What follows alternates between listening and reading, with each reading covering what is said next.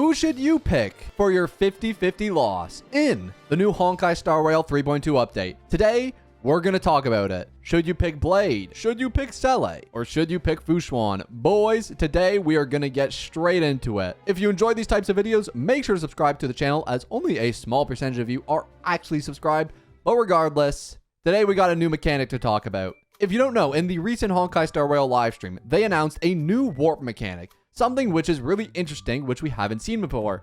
They took some of the old characters who aren't as meta anymore, like Seele, Blade, and Fu Xuan, and incorporated them so that you can get them from the 50-50 loss. So instead of getting one of the 7, which we've always got, being Himiko, Welt, Bronya, Gepard, Clara, Yanqing, and Bailu, you now have a chance of getting 3 more additional characters. Now, to quickly explain how it works, because it's not that simple, you actually choose which ones to replace. So, for example, if I wanted to get Seele in the next update, I would have to choose one of these 7 characters to get rid of. I could replace Welt, I could replace Bronya, or I could replace Gepard. Either way, this update, you are going to have to choose 3 characters to eliminate from your roster here. If I want to add all 3 of these characters, I would have to eliminate Yanqing, Clara, and maybe Bronya. Who knows? That's not what I'm doing. Today, we're going to discuss on which one should you eliminate, kick out of your team. Let's talk about it. Now, I want to quickly go over the 3 main characters that they're adding in this update.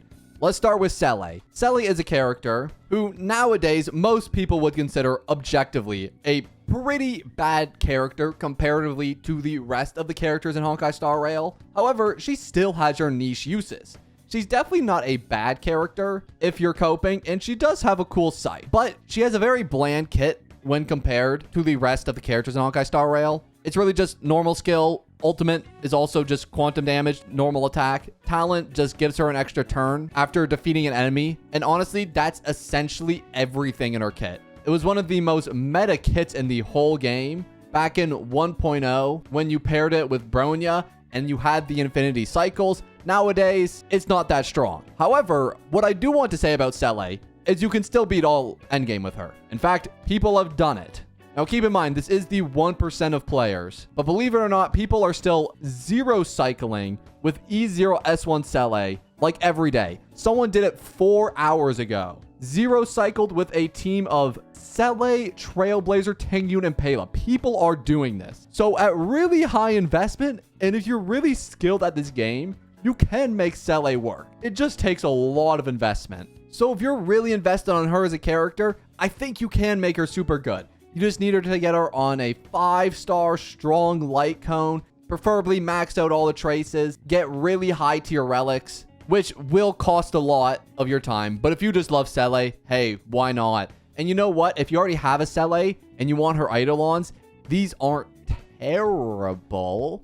I mean, this one's a speed boost. This one gives you some energy. And this one gives you more crit rate. Okay, I'll be honest, they're not anything crazy. They're actually really mid. Okay, the Eidolons are really mid. But is it better to the alternative of, for example, Yanqing, who is the other hunt character? Probably. But anyways, moving on from Seele, let's go on to Blade. Now, Blade is a super interesting character because he came out in obviously I think the 1.4 update, so he's been out for a while now. And he's another character who's been generally ignored for a while. However, he will not be ignored any longer because upcoming right now, Blade is going to be getting a buff. He was announced to be getting a buff alongside 3 other characters. So you can expect him to get stronger in the next couple updates, meaning it might actually be worth it to pull for his character.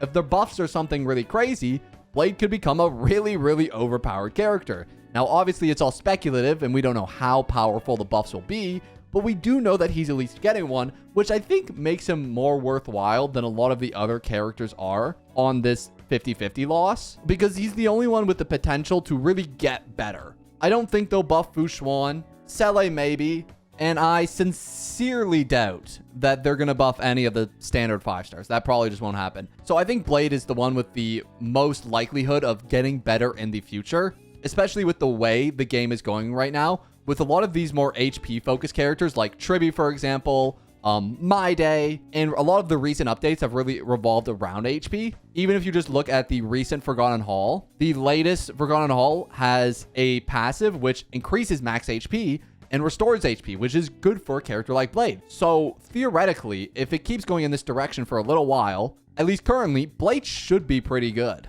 So he's definitely a character I'd consider picking up as one of your options. I'd actually say among all of the options here, I would probably classify him as probably the second best option on this whole list, which may be a little controversial, but I'm personally a big Blade fan, which is somewhat subjective, but I do believe he will get better. Now let's talk about who I believe is the first best option on that whole list, is Fu Xuan.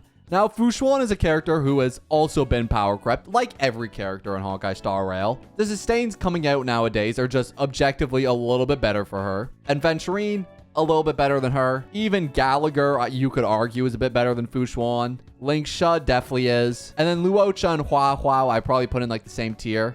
But just because she's not the best doesn't make her bad at all. She is still extremely viable in MOC until very, very late. You can probably use her for floor 12. You could probably take Adventurine out of this top comp, put Fu Xuan in, and you got a great composition there. What I always suggest for people who are debating if they want to get sustains or not, I always recommend going to your preservation abundance, sorting, and seeing what you're missing. If you already have a Lingsha and Adventurine, you probably don't need a Fu Xuan. However, if you're missing these two characters, she's an extremely valuable pickup. Now, theoretically, let's say you already have her. I still think that she's a worthwhile option because she has Eidolons too, which get better as it goes along. Like this first one, increasing crit damage for all your characters, great Eidolon for a lot of teammates. This second one is the Castoris global passive, but better. She can basically bring down a knockdown ally. It's the Bailu revive, but cooler because it's on an actual good character. This one increases her energy regeneration, which is great because she needs a lot of her ultimate, especially with the amount of damage some of these bosses are doing recently. This last one is not my favorite. It just increases the damage of Fu Xuan's ultimate, which I've never actually seen this in action. So maybe this could be a crazy damage multiplier, but I think Fu Xuan is a lot more focused on healing. But this E2, I think is definitely worth considering. And for me personally, I would consider Fu Xuan to be your #1 priority for picking up when deciding your 50-50s. I would say both her Eidolons and herself are the best among all the characters. Now, you might have been watching this video and you may think, well, I want to add Blade, I want to add Fu Xuan, maybe not Seele, or maybe I do want to add Seele. But the question is, who do I get rid of then? Well, let's talk about that. Obviously, it's a lot different for each account, and it's hard for me to specifically tell you which ones to get rid of. I think it all comes down to an individual level. And for me personally, what I'm doing is I'm just choosing the characters I don't like. But if you want to go from a purely meta perspective, if you're going for Fu Xuan, you lose a lot of the reason to go for either Getbird or Bailu. Unless you're really struggling on sustains, I would see no more reason to pick up those two characters if you're gonna go for Fu Xuan anyways. Again, unless you're really lacking in preservation and abundance characters and you don't have a Gallagher, which I'm pretty sure everyone should by now, then I would really recommend eliminating these two, as I just don't think you'll need them for late game. Their Eidolons don't really do anything crazy. Trust me, I know I have an E5 Gallagher and he's done absolutely nothing for me. Maybe his E6 will be crazy though. The only good Bailu Eidolon I can remember is the E6, which gives her an extra revive. So theoretically, you pair Bailu E6 with the Fu Xuan E2 and Castoris, you get 4 revives per battle. Insanity. But genuinely though, I don't think there's much point in Bailu. So for me personally, I think if you're going for Fu Xuan, those would be the first 2 characters I would get rid of unless you really need sustain. As for the other 5, well, we can talk about it. I think the most obvious one, which I would probably get rid of, is Yanqing. Among every single 5-star in the game, I would probably call him the worst DPS. If we're being honest, I can't think of any DPS that is worse than him. He's been the worst DPS that's a 5-star for a while now, and he's not really got any better. I don't think, maybe if you get him E6, that will change something. Like